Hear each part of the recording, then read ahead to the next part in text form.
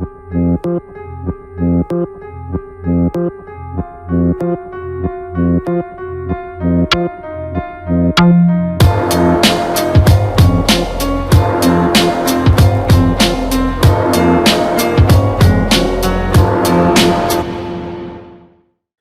buenas tardes tengan todos desde en América Latina. Buenas noches para quienes estamos en Europa.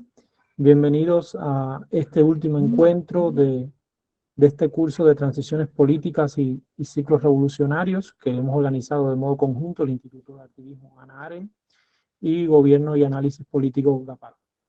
Hoy terminamos este ciclo de encuentros que han sido transmitidos en nuestras redes sociales en la sección de académica, y vamos a terminar con un tema sobre la construcción de escenarios teniendo como centro al contexto cubano. Para ello nos va a acompañar el máster en ciencias Raudiel Peña Barrios, quien es jurista, se licenció en Derecho por la Universidad de La Habana y también cursó en la misma universidad la maestría en Derecho Constitucional y Administrativo.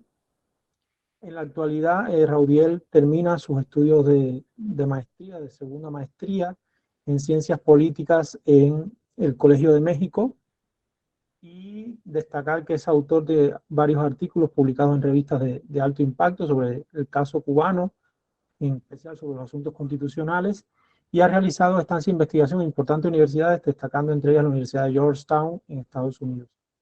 Después de esta presentación, más que nada, Raudiel, agradecerte que hayas estado que estés con nosotros hoy, que hayas respondido gentilmente a compartir, a facilitar el encuentro de hoy. Y bueno, y te dejo entonces para que expongas los contenidos del tema de hoy. Muchísimas gracias. Pues buenas tardes, Leo, a ti y a los demás participantes en esta presentación. Soy yo quien les agradece la posibilidad de intercambiar con ustedes, porque en esencia verán que esta presentación que les propongo en el día de hoy es parte de mi investigación acá en el Colegio de México, y también es parte de una investigación que estoy haciendo con el profesor Armando Chaguazá, que creo que ya en ocasiones anteriores ha estado con ustedes en este espacio, sobre el régimen político cubano actual y los posibles escenarios de transición, ¿no? O de cambio que se pudieran dar en ese régimen político. Yo les voy a presentar, voy a hacer una breve presentación que voy a compartir con ustedes en unos momentos, y luego les propongo, pues bueno, debatir un poco los temas que les voy a presentar, ¿no? O sea, lo que pretendo hacer es la presentación como tal del tema, pero también un poco lanzar algunas interrogantes que luego podemos debatir, entre otras cosas porque creo que el tema se presta para ello. ¿Me pueden confirmar si ven la presentación, por favor? Aún no se ve la pantalla, Raudiel. Da a compartir pantalla porque no se ve. A ver, esto es...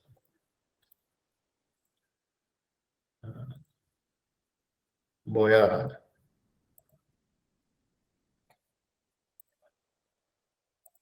¿Ahora sí? Ahora sí. Bien, perfecto. Si puedes, la amplías al máximo. Ahí, perfecto. Entonces, sin más preámbulos, pues voy a presentar un poco el tema, ¿no? Antes de entrar en los escenarios alternativos, desde ya puedo adelantarles que hemos construido tres, tanto el profesor Chaguaceda como yo. Quiero referirme un poco, porque también es el punto de partida de estos escenarios alternativos, a cuál consideramos que es hoy, digamos, la caracterización o la tipificación más idónea del régimen político existente en Cuba.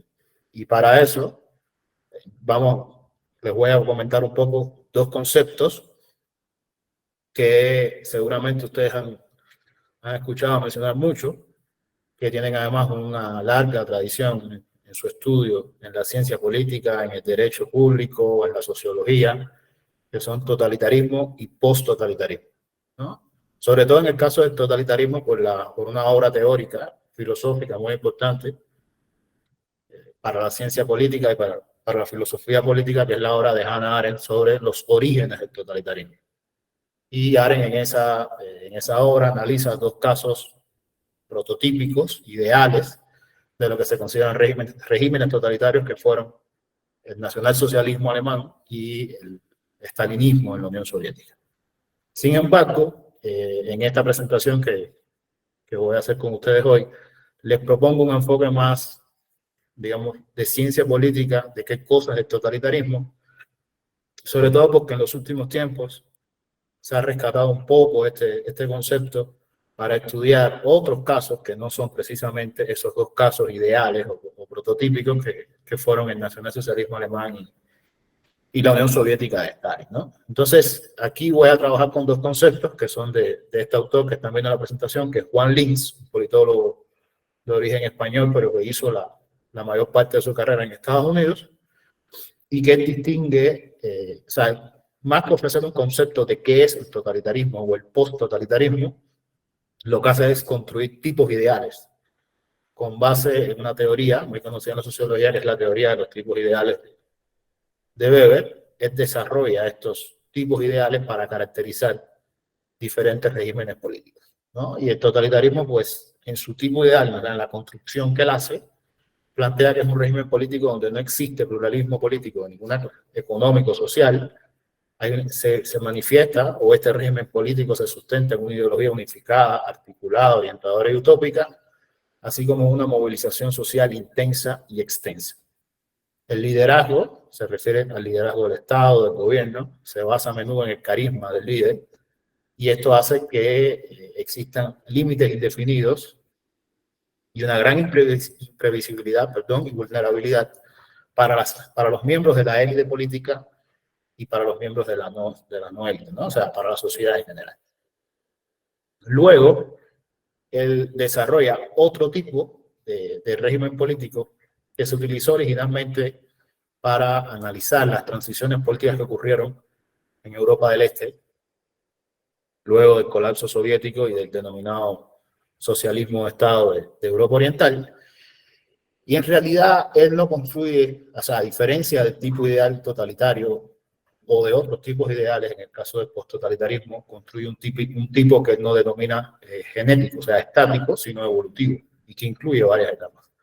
Hay que decir, en honor a la verdad, que este tipo de régimen, el posttotalitarismo, Linz lo trabajó junto, o sea, lo desarrolló junto con otro autor, Stepan, y también fue actualizado, digamos, de alguna forma por un politólogo italiano de apellido Pasquino, que, digamos, enriqueció, ¿no?, esas etapas por las cuales puede transitar el régimen posttotalitario. No voy a profundizar mucho aquí en esas etapas, pero sí me parece importante presentar esto como parte del contenido de este tipo de régimen político. Aquí, a diferencia del totalitarismo, como tendencia, el liderazgo ya no es carismático, sino es más burocrático. ¿Qué quiere decir eso? Ya el liderazgo no descansa en una sola persona, cuya legitimidad se basa en parte en el carisma, sino que es un liderazgo, digamos, más compartido. La movilización es persistente, pero limitada. O sea, el régimen político o las autoridades de ese régimen político se tratan de movilizar constantemente a sus seguidores, pero esa movilización ya tiene digamos, un impacto un impacto más limitado, menos abarcador, menos profundo, digamos, en la sociedad. La ideología influye menos en la cohesión y el control sociales, y este quizás es el principal rasgo: las sociedades más diversas sin reconocimiento del pluralismo político. O sea, aquí estamos hablando de sociedades que ya han pasado de un régimen político donde no existe pluralismo de ninguna clase, político, económico o social, y a otras sociedades en las cuales el Estado tolera, entre comillas, determinado nivel de pluralismo que no es ningún caso político, pero que sí puede ser social o económico. Luego, cuando analicemos el caso cubano, podremos, digamos, concretar, ¿no?, algunas de estas características. Ahora, yo, antes de pasar a los escenarios, quisiera hablar de de otros dos aspectos que tienen que ver con los cambios que se producen entre un régimen y otro. Por una parte, o sea, en el régimen posttotalitario, persisten, y esto es O sea, esto es algo que debo dar el mérito al profesor Armando Chaguaceda, porque digamos que lo ha desarrollado más que yo. Persisten ciertos núcleos de poder totalitario, ¿no? ¿A qué nos referimos con eso? ¿O a qué me refiero con eso? Bueno, pues en este cambio que se produce del totalitarismo al post-totalitarismo, siguen existiendo determinados núcleos de poder que son los que concentran los rasgos o algunos de los rasgos del poder totalitario que antecede al post-totalitarismo. Un ejemplo típico sería el partido único, ¿no? O sea, lo pensamos en términos de no solo del caso cubano, sino del caso chino, vietnamita, o incluso coreano del norte, que son regímenes políticos que algunos autores consideran hoy como post-totalitarios. Pues ahí podemos identificar que persiste este núcleo de poder, que es el partido único, ¿no? Que es al fin y al cabo quien concentra a la élite política y que es donde además se toman las principales decisiones políticas de esos países. Y además, esto es un concepto que también me parece importante, que sobre todo lo trabaja un autor de apellido Sachsenberg, un politólogo estadounidense, es la no irreversibilidad de los cambios no transicionales. Sachsenberg es un autor que plantea que la transición, o el cambio, perdón, del régimen totalitario al post-totalitario es un cambio no transicional. ¿Por qué? Porque no lleva implícito justamente el reconocimiento del pluralismo político que es inherente a cualquier régimen democrático. Es decir, hay cambios en el régimen político que tienen un impacto social, que tienen un impacto económico, que potencialmente pueden tener un impacto político, ya quizás más adelante podemos debatir sobre eso, pero son cambios que no llevan implícitos una transición a la democracia. Entonces, habiendo hecho estas precisiones conceptuales, solo me queda explicarles, o sea, o plantearles que tanto este concepto de totalitarismo, como se lo he planteado, como se lo he puesto hasta aquí, y el de post-totalitarismo, varios autores, no solo Linz, lo han utilizado para estudiar el caso cubano. O sea, a finales de los años 80, inicio de los 90, algunos autores, incluso más cercano en el tiempo también, ya a inicios de este siglo, algunos autores han rescatado estos dos conceptos para analizar el caso cubano. Por ejemplo, el propio Sachsenberg, Mujal León, Saavedra, González y McCarthy, o sea, son autores que han planteado la ocurrencia, digamos, de un cambio de un régimen totalitario a otro post-totalitario en el contexto cubano. El propio Linz, que es un autor, digamos, más clásico, planteó en algún momento en un libro ultracitado en la ciencia política que se llama Authoritarian and Totalitarian Regimes, que el caso cubano representa casi un ciclo completo, ¿no? ¿A qué me refiero con esto?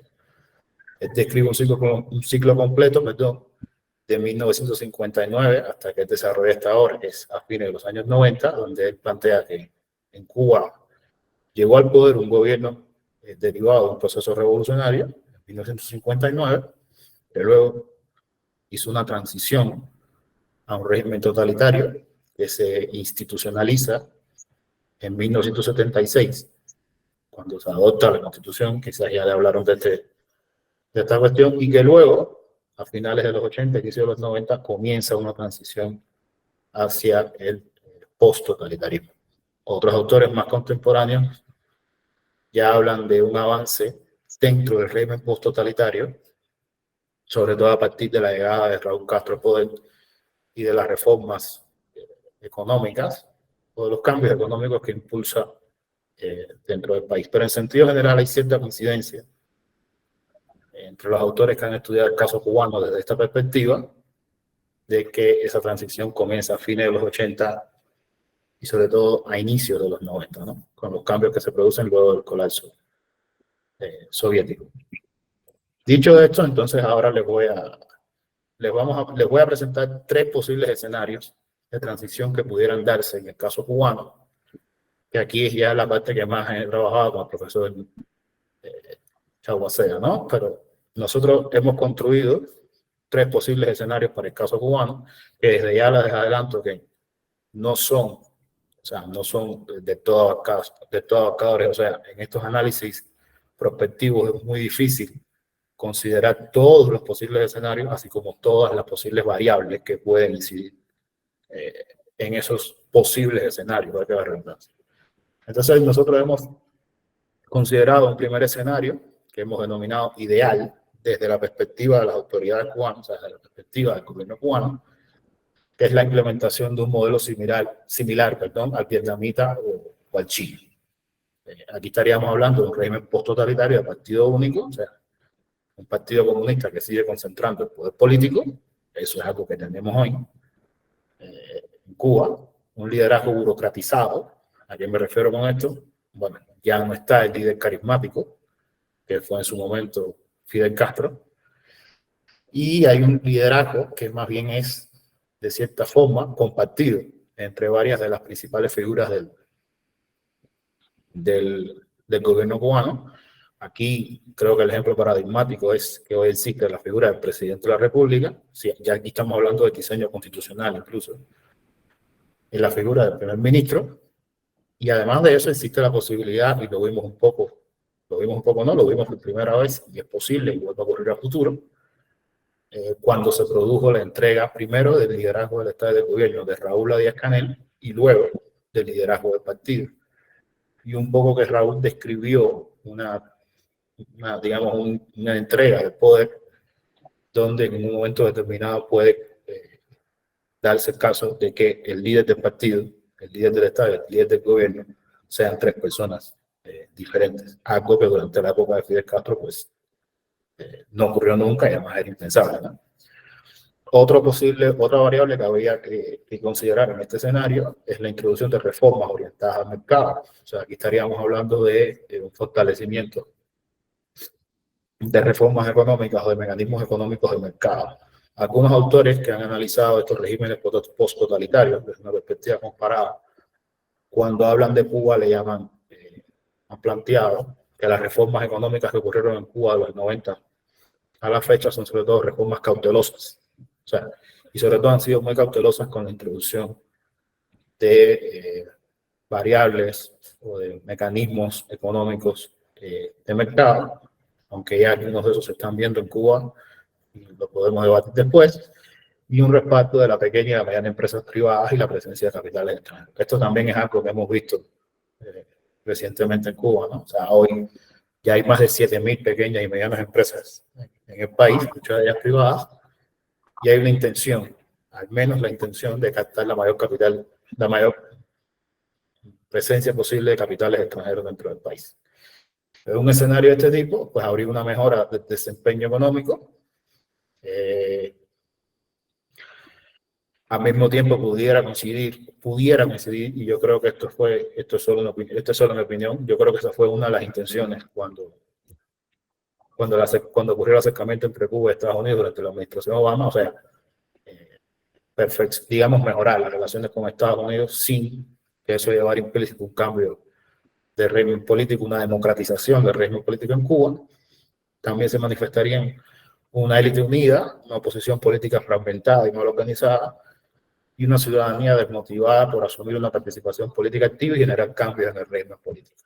Esto, dicho así, por eso le llamamos ideal, digamos que sería el sueño, ¿no?, de las autoridades cubanas actuales, porque le permite a ellos ganar una fuente de legitimidad. Seguramente en intervenciones anteriores le hablamos sobre la fuente de legitimidad en los regímenes no democráticos, porque en este caso la mejora del rendimiento, o sea, la mejora de la situación económica, del rendimiento económico, operaría como una fuente de legitimidad para las autoridades cubanas sin necesidad de impulsar cambios políticos que llevaran a la democratización del régimen político. Esto se combinaría con la habilidad de las autoridades para reducir la presión internacional, sobre todo en materia de derechos humanos, sin que eso signifique, reitero, democratizar el régimen político, o sea, abrir el sistema político, digamos, a la existencia de otras fuerzas políticas en un marco de legalidad, la realización de elecciones pluripartidistas, competitivas, desarrolladas con plenas garantías para una competencia política justa, ¿no? Ahora, ¿qué hemos identificado nosotros como el principal obstáculo para este escenario ideal? Pues la degradación de las capacidades estatales para implementar transformaciones similares a las que ocurrieron en China y Vietnam. O sea, nosotros estamos hablando o consideramos que hay una debilidad de la burocracia, del aparato burocrático cubano, para impulsar reformas económicas que al mismo tiempo generen incentivos materiales para elevar la productividad, sobre todo en los sectores económicos controlados por el Estado, ¿no? O sea, nosotros consideramos que hay una degradación. Digo nosotros constantemente porque esta parte de la investigación no fue solo desarrollada por mí.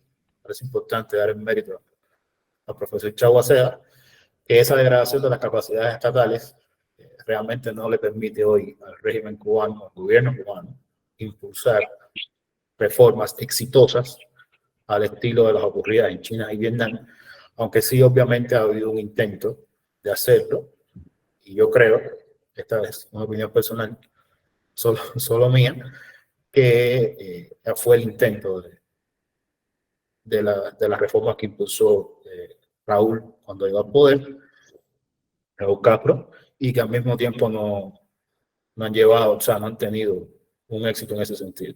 Y también creo que es parte de el estudio, por decirlo de alguna forma, que han hecho las autoridades cubanas de la experiencia china y vietnamita. Aunque en lo personal yo no creo que estén copiando, calcando, digamos, ninguno de estos dos modelos. Creo que están aprendiendo de esos dos modelos, aunque bueno, esto es algo que podríamos debatir después. Un segundo escenario que hemos considerado medianamente probable y que es similar al postcomunista ruso, es, o sea, un escenario donde se requiere apertura al mercado y un bajo desempeño económico con uno elevado en el terreno político e institucional. Es un escenario que implica un estancamiento de las reformas económicas que favorece a la élite política y empresarial. Se produce una acumulación capitalista y el crecimiento de algunos sectores de la economía y de los sectores vinculados con ella. Aquí estaríamos hablando sobre todo de sectores urbanos vinculados con, bueno, estas pequeñas y medianas empresas privadas, de inversión extranjera. Habría un debilitamiento, esto es algo que estamos viendo en el contexto cubano, o sea, un debilitamiento de las políticas sociales con un incremento de la pobreza y la desigualdad, afectaciones a en la calidad de vida de amplios sectores sociales, con un especial impacto en regiones rurales y grupos vulnerables. Por ejemplo, adultos mayores. Hay en la dimensión político-institucional, ocurriría un reciclaje parcial de la élite política que favorece la implementación de otro modelo de gobernanza autoritaria. Hemos visto un poco de esto en la realidad cubana, que favorece la figura del presidente. O sea, hoy en el diseño y en las dinámicas, o sea, más allá del diseño constitucional y legal, en la dinámica política cubana, yo creo que es bastante evidente que hay un favorecimiento de la figura del presidente de la República como jefe de Estado, que además tiene un conjunto de facultades que no son propiamente constitucionales o legales, sino que forman parte de su condición de primer secretario del Partido Comunista de Cuba. Y justamente por eso existe, tal cual lo describió Raúl Castro en su momento, este mecanismo que le permite al presidente, luego que una vez concluya su segundo mandato de 5 años, si no es que ocurre una reforma constitucional en este sentido, que en este sentido quiero decir que limite esos 2 periodos de 5 años cada uno, pues existe este mecanismo paralelo de que esa figura presidencial saliente sea quien siga dirigiendo el partido por al menos 3 años más, ¿no? O sea, que al fin y al cabo es la figura que dirigiría en ese hipotético escenario, a la fuerza política superior del Estado, de la sociedad, tal cual se describe en el artículo 5 del Constitucional. En este escenario habrían mejoras limitadas en materias de libertades y el establecimiento de un pluralismo político controlado que no favorece a la oposición real.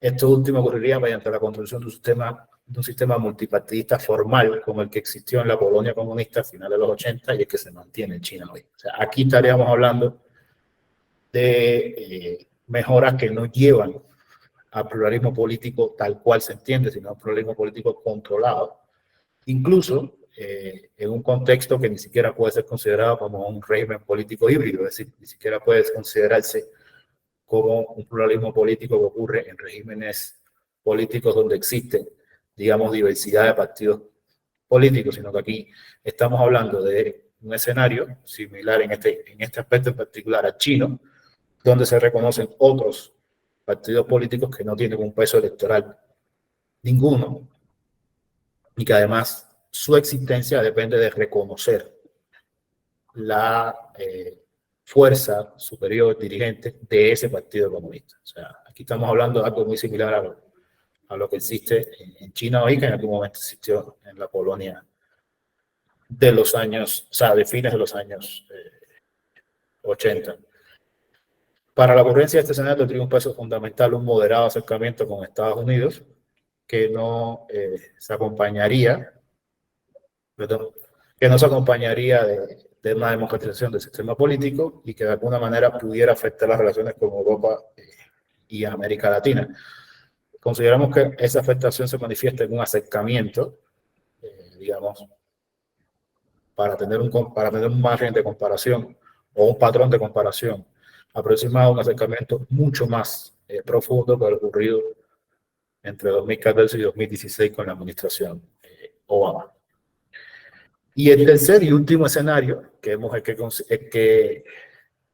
considerado que tiene elevadas probabilidades de ocurrir a mediano o largo plazo, digamos que es el escenario más complicado y conflictivo tanto para el Estado como para los ciudadanos, que es un escenario similar al colapso rumano de 1989. O sea, aquí estamos hablando, para poner un poco en contexto, del colapso que ocurrió bajo el régimen de Nicolae Ceausescu en Rumanía a fines de 1989, que no fue precisamente, digamos,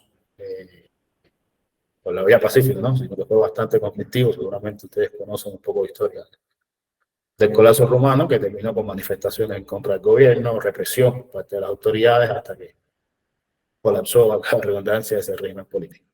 Aquí estamos hablando de una terminación del socialismo de Estado y los efectos nocivos de la reforma fracasada. O sea, ya sea porque estas se implementarían parcialmente, de forma intermitente o no planificada.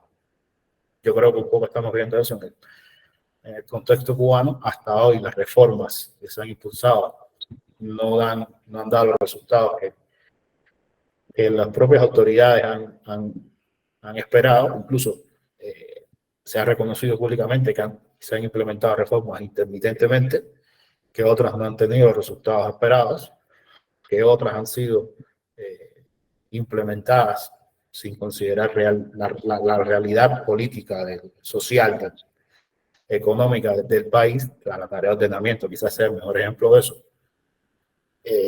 Desde la perspectiva económica se produce un estancamiento de las reformas, aumenta la pobreza. Eso es un fenómeno que estamos viendo, de una diversificación de los actores económicos. Es algo que también tenemos hoy. O sea, quizás hoy el contexto cubano, a pesar de todas las dificultades que podamos señalar en tipos de actores económicos, o sea, en cuanto solo a actores económicos, nunca ha sido tan diverso. Hay empresa estatal denominada socialista, entre comillas, hay trabajadores por cuenta propia, hay cooperativas fuera del sector agropecuario, hay pequeñas y medianas empresas, hay gran propiedad capitalista extranjera en el país invirtiendo. O sea, hay una ampliación del diapasón de actores económicos.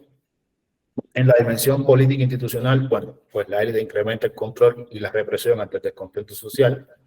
Yo creo que hemos visto mucho de eso hoy, sobre todo luego, después de las manifestaciones del 11 de julio, se genera inestabilidad social. Entonces la migración legal e ilegal sería una de esas vías, pero millones de cubanos quedarían dentro del país. Aquí me quiero detener un momento porque el factor migratorio, y esto es algo que un poco viendo al principio de la intervención, se ha estudiado bastante, incluso el propio Linz lo destaca en sus análisis sobre el caso cubano, y es que la migración legal e ilegal, la migración en general, opera como una válvula de escape de la presión política interna, ¿no? Ahora mismo, bueno, quizás muchos de ustedes estén más familiarizados que yo con ese tema. Hay más de 300.000 cubanos que solamente salieron, o sea, que entre fines de 2021 y todo 2022 salieron de Cuba solo hacia Estados Unidos, y fue justamente eso, o sea, uno de los objetivos de favorecer esa migración vía Nicaragua fue justamente eso, ¿no? Pues tener una vía de escape, una válvula de escape para sacarle presión interna a las autoridades. Pero bueno, aún así quedan millones de ciudadanos dentro del país que siguen estando descontentos con la realidad del contexto, ¿no? El caso cubano. Hay un deterioro de la calidad de vida y la posibilidad de otro estallido social como el del 11 de julio de 2021 es real. O sea, y esto no... O sea, las condiciones están, ya hay otras variables que intervienen en si ese estallido social se produce o no, pero las condiciones y el deterioro de la calidad de vida están. Y la reacción de la élite sería la represión. Eso, yo creo que también hay bastante evidencia sobre eso. Y esto podría llevar a una implosión social cuyo horizonte límite sería el derrocamiento del gobierno. Ahora, aquí, y esto es algo que tiene que ver sobre todo con esto último que les comentaba, hay que ver las capacidades reales de movilización, o sea, hay que analizar las capacidades reales de movilización y articulación de la sociedad civil y de la oposición política y el uso de la migración como mecanismo para disminuir la presión social contra el régimen. Es decir, para un escenario de este tipo, no solamente, o sea, su manifestación, digamos, no solamente depende de que esas condiciones sociales y económicas estén, sino también de cuáles son las capacidades reales de movilización y articulación de la sociedad civil, de la oposición política, para, en ese contexto, movilizarse y llevar al poder, digamos, de alguna manera impulsar la presión social contra el gobierno. Yo creo que en parte la represión de las autoridades cubanas se ha justamente centrado en disminuir esas capacidades reales de movilización, porque saben que es una variable interviniente, o sea, que tiene un peso importante en un escenario de este tipo. Y bueno, ya para concluir, me parece importante señalar que bueno, la coyuntura de Cuba, eso creo que todos, o la mayoría podemos estar de acuerdo, es muy compleja, por una acumulación de problemas socioeconómicos estructurales, una cultura política que no es precisamente democrática, tanto de funcionariado como de amplios sectores de la ciudadanía, el cierre de las alternativas electorales, eso es algo que está dado incluso legalmente, o sea, en el diseño del sistema electoral cubano, el crecimiento de una mentalidad de desafección que solo encuentra causa en la protesta y la incapacidad del gobierno para implementar reformas económicas y políticas son variables que dificultan una salida democrática. Dicho esto, quiero recalcar que los tres escenarios que les presenté anteriormente no son esquemas cerrados que deban ocurrir necesariamente de esa forma. De hecho, si se rescataron en algunos de esos escenarios, comparten entre sí determinadas características que pueden manifestarse o no y que pueden desembocar en la ocurrencia de uno o de otro. Y hay otras variables que es posible que ocurran y afecten la manifestación de cualquiera de ellos y que yo no he profundizado en la presentación de esos escenarios. Por ejemplo, disputas internas en la élite tras la muerte de Raúl Castro es una posibilidad real que pudiera darse. Yo creo que hoy la presencia física, la sola presencia física de Raúl Castro sigue siendo, digamos, una especie de punto de equilibrio, ¿no? Para mantener cierta cohesión y cierta estabilidad entre el régimen político. Pudiera manifestarse también un mayor acercamiento del régimen político cubano a sus pares de otros países, bueno, hay que puse algunos, Rusia, China. Yo creo que estos dos, sobre todo, son modelos que hoy se están considerando o se están al menos estudiando por parte de las autoridades cubanas, pero tampoco podemos descartar otros, sobre todo porque Nicaragua y Venezuela tienen una cercanía política, pero además también cultural a Cuba, ¿no? Y bueno, también habría que valorar una mayor desafección popular en un contexto de incertidumbre y agotamiento del modelo económico. Eso, yo creo que un ejemplo de eso es la participación en los dos últimos procesos electorales, ¿no? Que un poco se ha visto. Y ya para concluir, pues es necesario valorar el modo específico en que se ha construido el régimen político comunista en Cuba, que tiene un creciente rol de los militares, que coincide con un andamiaje organizativo del Partido Comunista, y ese andamiaje refuerza la supervivencia de esos núcleos de poder totalitario, más los aparatos de control policiaco la movilización y la propaganda política de masas que pueden incidir con un peso importante en la preservación del orden vigente. Aquí creo que lo más importante es considerar de nuevo esos núcleos de poder totalitarios que hoy siguen existiendo en el país y que al mismo tiempo aún tienen cierta capacidad para impulsar reformas y luego, digamos,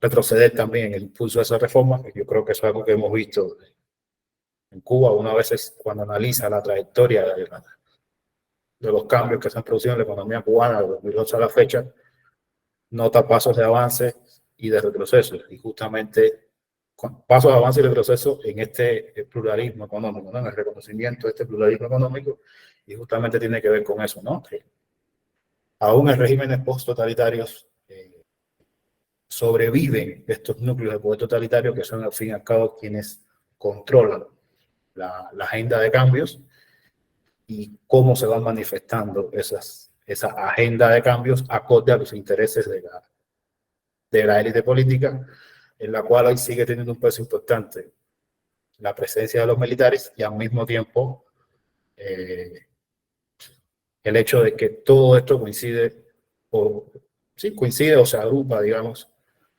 dentro del Partido Comunista, y eso es algo que también se ha estudiado mucho en la ciencia política, son realmente los núcleos que permiten mantener cierto grado de cohesión de la élite, incluso en circunstancias muy difíciles como las que vive el régimen cubano actual. Entonces, yo propongo dejar la aceptación aquí por el momento y luego entonces abrir al debate. Muchísimas gracias, Raudiel. Realmente ha sido un tema muy bueno y sobre todo por la concisión de poder determinar los escenarios de modo preciso. Por aquí terminamos también la transmisión. Agradecer a todos los que nos han seguido a lo largo de este taller en el espacio de académicas. Y nos vemos entonces en junio con el taller de arte y activismo que estaremos lanzando en el mes siguiente por las redes sociales de INTAR, para reflexionar entonces sobre la importancia del arte como forma de exigencia social. Que tengan muy buenas tardes todos y nos vemos entonces en junio.